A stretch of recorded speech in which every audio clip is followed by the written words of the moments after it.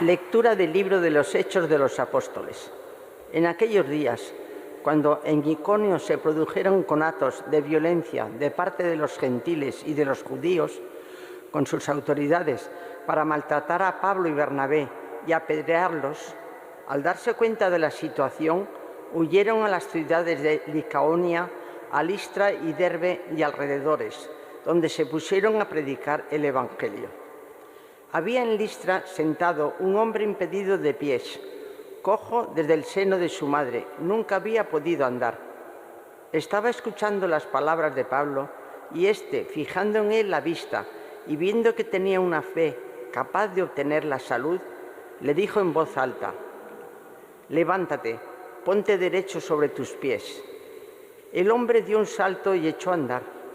Al ver lo que Pablo había hecho, el gentío exclamó en lengua de Licaonia: «Los dioses en figura de hombres han bajado a visitarnos». A Bernabé le llamaban Zeus y a Pablo Hermes, porque se encargaba de hablar. El sacerdote del templo de Zeus, que estaba a la entrada de la ciudad, trajo a las puertas toros y guirnaldas y con la gente quería ofrecerles un sacrificio. Al oírlo los apóstoles Bernabé y Pablo, se rasgaron el manto e irrumpieron por medio del gentío, gritando y diciendo: «Hombres, ¿qué hacéis? También nosotros somos humanos de vuestra misma condición. Os anunciamos esta buena noticia, que dejéis los ídolos vanos y os convirtáis al Dios vivo, que hizo el cielo, la tierra y el mar y todo lo que contienen. En las generaciones pasadas permitió que cada pueblo anduviera por su camino, aunque no ha dejado de dar testimonio de sí mismo con sus beneficios, mandándoos desde el cielo la lluvia y las cosechas a sus tiempos, dándoos comida y alegría en abundancia». Con estas palabras, a duras penas, disuadieron al gentío de que les ofrecieran un sacrificio. Palabra de Dios. Te alabamos, Señor. No a nosotros, Señor, sino a tu nombre da la gloria. No a nosotros, Señor, sino a tu nombre da la gloria. No a nosotros, Señor, no a nosotros, sino a tu nombre da la gloria, por tu bondad, por tu lealtad. ¿Por qué han de decir las naciones, ¿dónde está su Dios? No a nosotros, Señor, sino a tu nombre da la gloria. Nuestro Dios está en el cielo, lo que quiere lo hace. Sus ídolos, en cambio, son plata y oro, hechura de manos humanas. No a nosotros, Señor, sino a tu nombre da la gloria. Benditos seáis del Señor, que hizo el cielo y la tierra. El cielo pertenece al Señor, la tierra se les ha dado a los hombres. No a nosotros, Señor, sino a tu nombre da la gloria. Aleluya, aleluya, aleluya, aleluya, aleluya, aleluya. El Espíritu Santo será quien os lo enseñe todo y os vaya recordando todo lo que os ha dicho. Aleluya, aleluya, aleluya.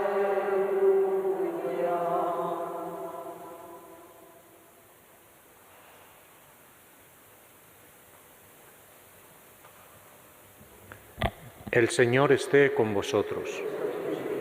Lectura del Santo Evangelio según San Juan.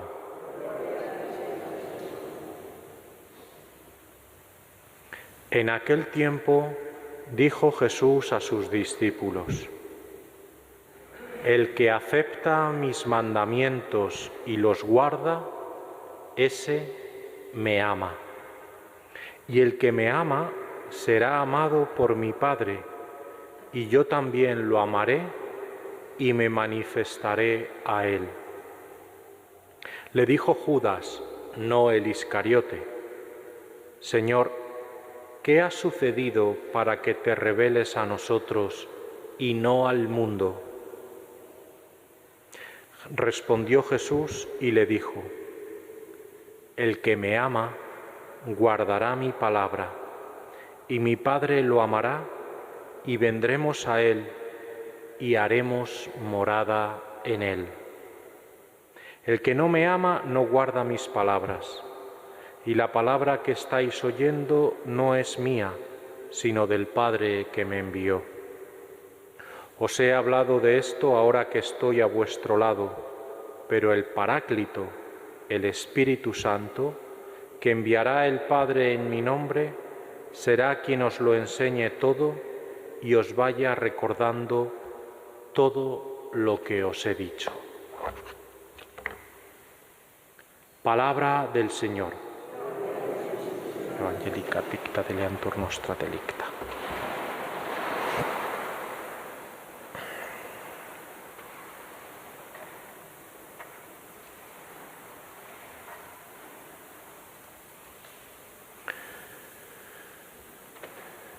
Tenemos hoy dos lecturas que pueden ser complementarias. La primera de los Hechos de los Apóstoles, como venimos haciendo durante todo este tiempo de Pascua, con una situación un poco, de contraste.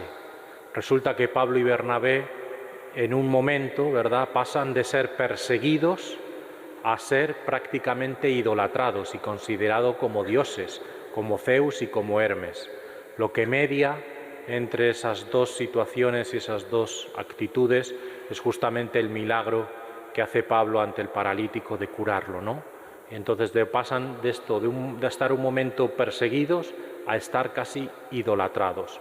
¿Esto qué nos puede decir? Bueno, nos puede decir sobre todo que ya desde el siglo I hasta el siglo XXI la Iglesia y la palabra de Dios ha tenido aceptación y rechazo. Ha tenido este doble movimiento y en medio de estas vicisitudes, ¿verdad?, como dice San Agustín, la Iglesia camina entre las tribulaciones del mundo y los consuelos de Dios. En medio de esta situación la Iglesia ha seguido avanzando y sobre todo ha seguido dando testimonio de la palabra de Dios, que es su misión fundamental. Y justamente para hacerles caer en la cuenta a los judíos de esta confusión de tomar a Pablo y a Bernabé como dioses, Pablo dice, no, nosotros somos como vosotros, somos mortales como vosotros, para recordarnos siempre que un cristiano nunca se predica a sí mismo, sino como dice San Pablo en otro lugar de sus cartas, ¿verdad?, nosotros predicamos a Cristo y Cristo crucificado.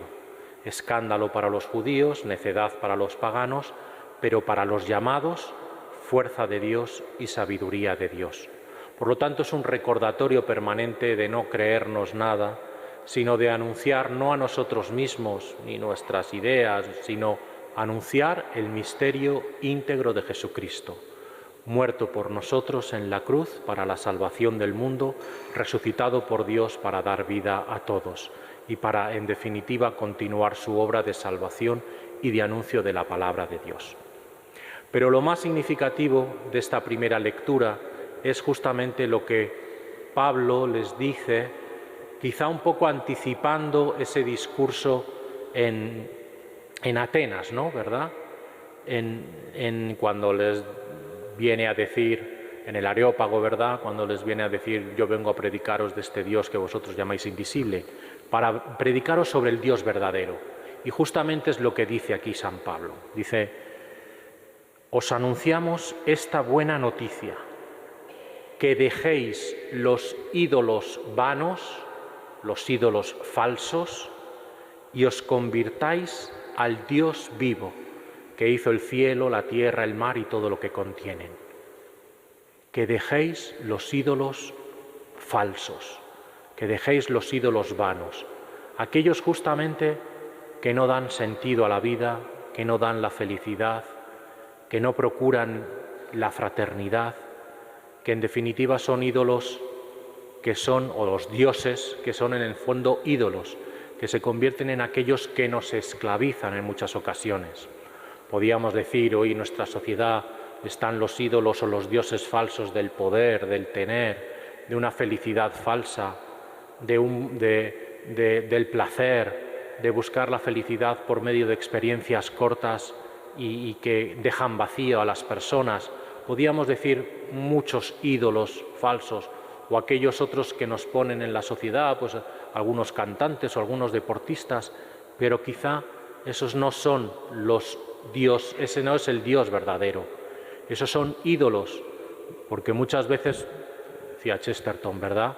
Cuando desaparece Dios no aparece el ateísmo, aparecen los ídolos, aparecen pequeños diosecillos que nos esclavizan de muchas maneras, pero en el fondo nos dan lo que tienen que dar el Dios vivo y verdadero, que es dar sentido a la existencia, que es el mayor don que nos puede dar, ¿no? Dar sentido a Dios como lo primero de todo.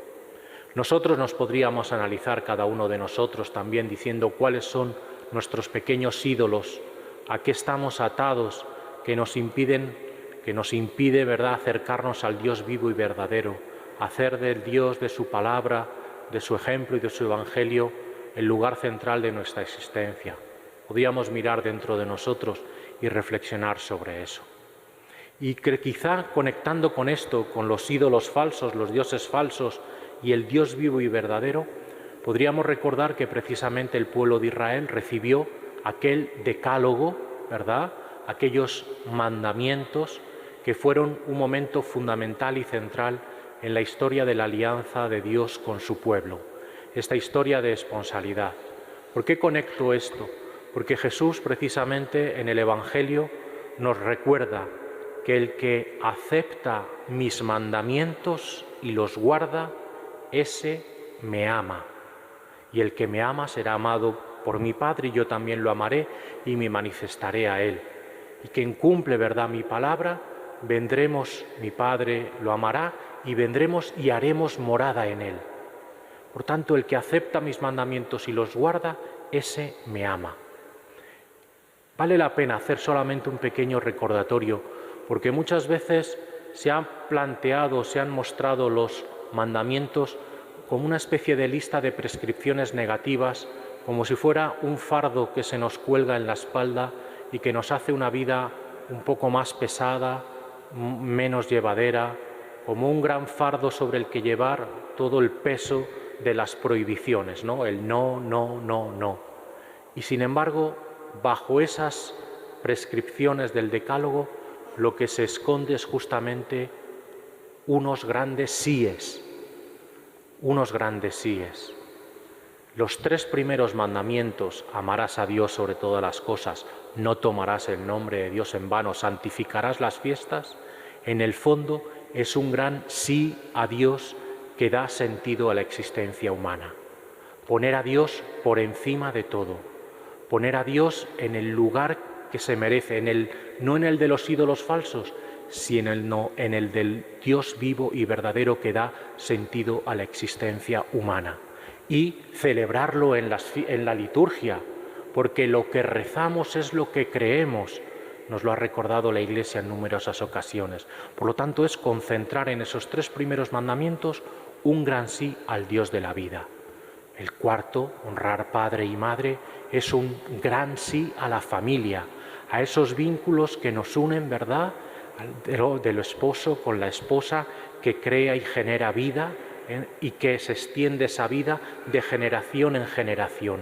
Es un gran sí a la familia, tan importante y tan fundamental hoy en nuestra sociedad, en estos problemas de falta de natalidad tan graves. Es volver a recordar este gran sí a la familia, esa célula primera donde el ser humano crece, se hace como persona, se hace como cristiano, se hace como ciudadano. El quinto, el no matar, es en realidad un gran sí a la vida, desde la concepción hasta la muerte natural. Es en definitiva una apuesta total precisamente por este Dios de la vida que quiere que todos sus hijos se salven y lleguen al conocimiento de la verdad. El no cometer actos impuros en realidad es un sí al amor responsable, a ese amor entre un hombre y una mujer que va creciendo, va madurando desde el respeto, desde la cercanía, desde el cariño, hasta que lleguen al matrimonio. Por lo tanto, no mentirás, ¿verdad?, es un sí a la verdad. En estos tiempos muchos que se habla de la posverdad, de la manipulación de las verdades, es un gran sí precisamente a la verdad. O el no robarás es un gran sí a la justicia, a la responsabilidad social y a la solidaridad de unos con otros. Y el 9º y el 10º son un gran sí al respeto a la otra persona, de no tener deseos impuros, ¿verdad?, ni pensamientos, ni respetar y no codiciar los bienes ajenos. Un gran sí a la persona y a lo que le pertenece. Por lo tanto, esta es la clave fundamental desde la cual la tradición también de la Iglesia nos ha recordado este gran sí a poner a Dios en lo prioritario, no en los ídolos falsos, sino en el gran sí de nuestra existencia humana. Y cuando hacemos esto, precisamente, dice Jesús, el que me ama guardará mi palabra, y mi Padre lo amará, y vendremos a él, y haremos morada en él. Qué importante. Nosotros nos podemos convertir en morada de Dios.